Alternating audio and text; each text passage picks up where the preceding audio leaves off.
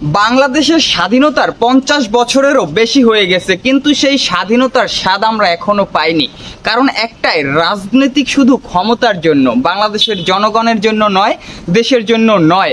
আমরা আর পিছিয়ে থাকতে চাই না। আমাদের প্রিয় বাংলাদেশ প্রাকৃতিক সৌন্দর্য, ঐতিহ্য আর অগাধ সম্ভাবনার এক দেশ, কিন্তু সেই সম্ভাবনা বারবার থমকে গেছে কেন জানেন? কারণ রাজনৈতিক দলগুলো নিজেদের স্বার্থে লড়ে, দেশের স্বার্থ ভুলে যায়। একটা দল ক্ষমতায় থাকলে অন্য দল শুধু আন্দোলনের জন্য মাঠে নামে। দেশে অসংখ্য রাজনৈতিক দল রয়েছে, কিন্তু দুঃখজনকভাবে তারা অনেক সময় একে অপরের বিরুদ্ধে লড়তেই ব্যস্ত।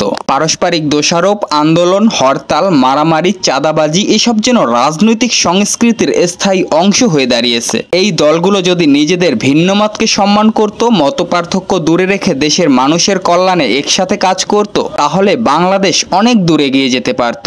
রাজনীতি হোক দেশ সেবার প্রতিযোগিতা, একে অপরকে গালি দেওয়ার রাজনীতি নয়, একে অপরকে সহযোগিতার রাজনীতি দরকার বর্তমানে বাংলাদেশে। যে দেশগুলো আমাদের পরে স্বাধীনতা পেয়েছে তারাও আজ অনেক এগিয়ে। মালয়েশিয়া, ভিয়েতনাম, রুয়ান্ডা, তারা উন্নয়নের প্রতিযোগিতায় উঠে এসেছে। আর আমরা এখনো কে ক্ষমতায় আসবে তা নিয়ে ব্যস্ত।